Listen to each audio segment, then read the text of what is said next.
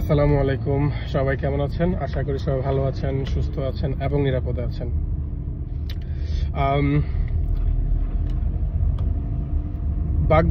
আমাদের বাগমারা লালমাই উপজেলা হচ্ছে যারাই আর কি আছি আমরা, দল মত নির্বিশেষে সবাই এই উপজেলার মানুষ যারাই আছি সবাই হচ্ছে নিঃসন্দেহে আমার যতটুকু মনে হয় খুব বেশিরভাগ মানুষই খুশি এই উপজেলা নিয়ে।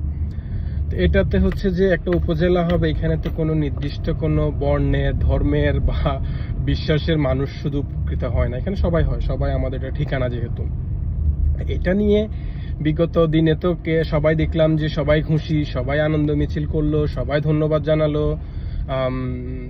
এই উপজেলার রূপকার যিনি আমাদের হচ্ছে যে অভিভাবক বা আমাদের সাংসদ, আওয়ামী লীগের বর্তমান জেলা সভাপতি, আমাদের বর্তমান সাংসদ যিনি আহম মুস্তফা কামাল এফসি লোটাস কামাল সাহেব, তো ওনার প্রতি সবাই কৃতজ্ঞতাও দেখলাম প্রকাশ করলো। এখন হচ্ছে হঠাৎ করে গত 9-10 মাসে হচ্ছে হঠাৎ করে আবার এদের এক নতুন রোগ ধারণ করছে। ওই রোগের নাম হচ্ছে যে উপজেলা সরিয়ে নেওয়া। তো এটা তো আসলে এটা একটা মানে আখেরে কিছুই হবে না, জাস্ট এদের হচ্ছে কিছু তো একটা করতে হবে, কিছু তো বলে একটা ব্যস্ত থাকতে হবে, এটাই করতেছে। আমি হচ্ছে খুব সম্মানের সাথেই বলতেছি কথাটা, এটা হচ্ছে বাস্তবতা যে এইটা নিয়ে যারা নাড়াচাড়া করতেছে মেজরিটি হচ্ছে যে বিএনপির একটা পক্ষ থেকে করতেছে।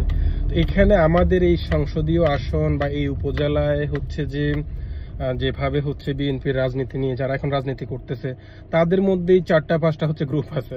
তো এদের রাজনৈতিক দলীয়ভাবে তারা কোনো রাজনীতি করতেছে না, এরা এগুলাই করতেছে। এদের সাংগঠনিক কোনো কার্যক্রম আমি দেখি না।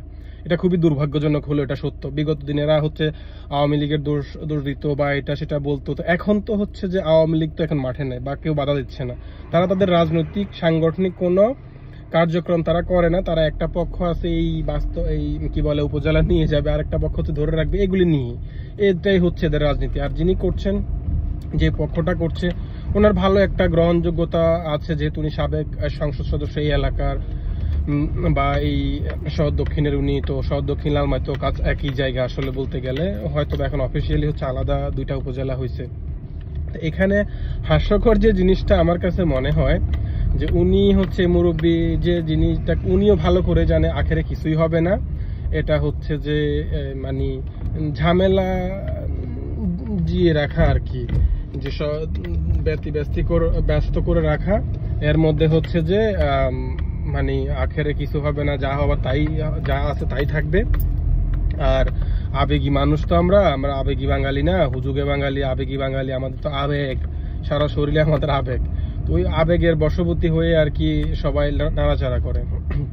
এগুলি কিচ্ছু হবে না ভাই, আপনারা এই সমস্ত জিনিস ছেড়ে দিয়ে আপনারা সাংগঠনিক কার্যক্রম করেন, এতে হচ্ছে যে কাজে লাগবে। কারণ সারাক্ষণ হচ্ছে যে এখানে দেখি যে সারাক্ষণ এরা হচ্ছে আওয়ামী লীগের দোষ, এটা সেটা বলতে এটাই হচ্ছে এদের রাজনীতি। আওয়ামী বিরোধিতা ছাড়া এদের যে একটা সংগঠন আছে, সাংগঠনিক কোনো কার্যক্রম থাকে, কোনো কাজ করতে হয় এই সংগঠনের, এর মধ্যে আবার আরেকটা জিনিস অপ্রিয় হলো সত্য, যে যারা হচ্ছে যে 3টা পক্ষ যদি এখানে থাকে, আওয়ামী লীগ বা বিএনপি বা জামাত ইসলাম, তো এই 3টা পক্ষ যদি এখানে থেকে থাকে, এর মধ্যে সবচেয়ে হচ্ছে যে আমার কাছে যেটা মনে হয় এই সময়টার মধ্যে, এই 9-10 মাসের মধ্যে সাংগঠনিকভাবে যে যারা নিজেদেরকে অনেক বেশি গুছিয়ে নিচ্ছে বা সাংগঠনিকভাবে অনেক বেশি তৎপর, এটা হচ্ছে এখানকার এই জামাত ইসলাম, এরা করতেছে। আর এই যে বিএনপির আমার কাছে অবাক লাগে বা খারাপও লাগে যে এরা হচ্ছে বিগত দিনে বলতে দেখেন, অন্যর দিকে দোষাদোষি করলে হয় কি, এই দোষাদোষি না করে নিজেদের দোষ বলতে শিখুন, নিজেদের হচ্ছে অবস্থান বুঝুন। এগুলি করে আপনাদের ফায়দা কিছু হবে না। আপনারা আওয়ামী লীগ নিয়ে ব্যস্ত না হয়ে, এদেরকে নিয়ে দোষাদোষি না করে আপনারা হচ্ছে যে এই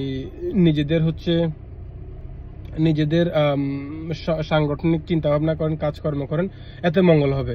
আর আওয়ামী লীগ নিয়ে আপনারা না ভাবলেও হবে, আওয়ামী লীগ নিয়ে ভাবার জন্য আমরা তো আছি, আমরা যারা আওয়ামী লীগের মানুষজন আছি, আমরা তো আওয়ামী লীগের জন্য ভাবার জন্য আমরা রেডি আছি।